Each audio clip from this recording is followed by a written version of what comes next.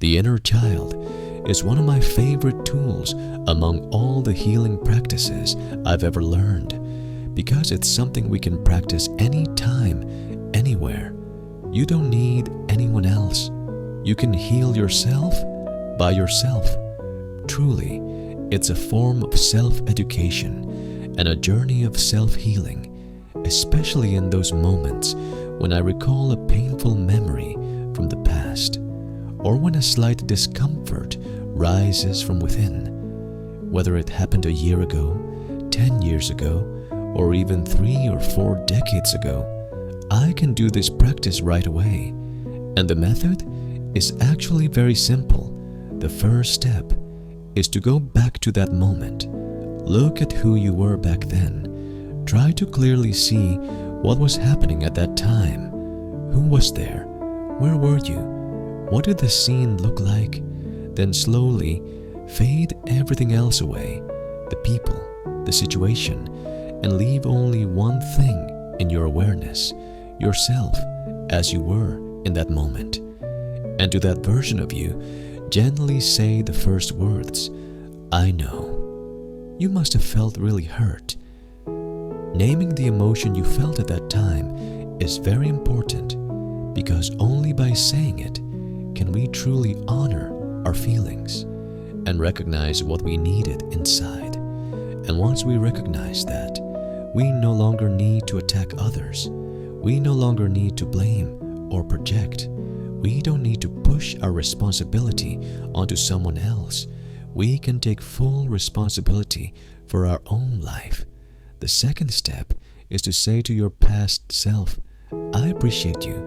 Thank you, because even if I made a mistake, I know I tried. I made an effort. I sacrificed something. I carried silent pain." One of the deepest ways we hurt ourselves is by using small mistakes or moments of imperfection to completely erase our self-worth. We magnify the wound, we magnify the failure, and then we keep denying ourselves over and over again. But this kind of pain, this second wave of pain, is often the one that cuts the deepest. And sadly, at that moment, no one else can truly help us, because we're the ones holding on so tightly. We're the ones who refuse to let go, still clinging to self-judgment. That's why learning to appreciate your own effort and affirm your sincerity is such a vital part of healing and inner growth.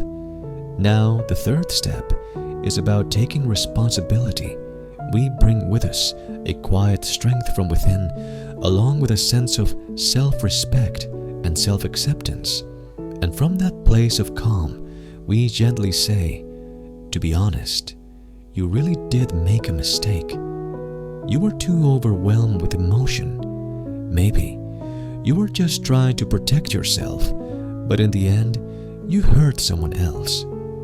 This kind of ownership is very important, because being hurt does not automatically mean you were right.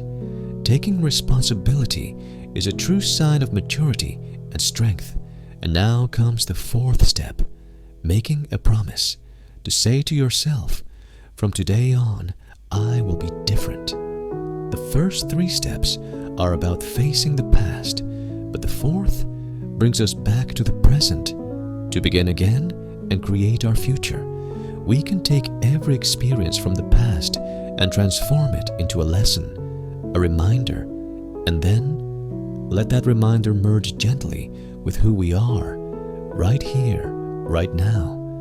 Through this, we not only see a clearer direction ahead, but we also begin to understand that this old wound was trying to tell us something, that pain, over time, can become a powerful force that moves us forward and helps us rise into who we were meant to become.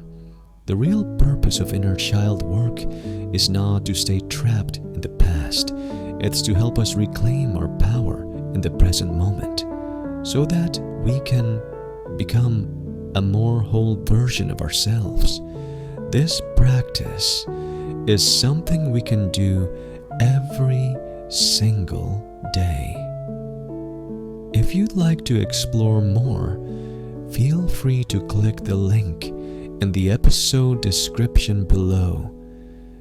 Thank you for being here.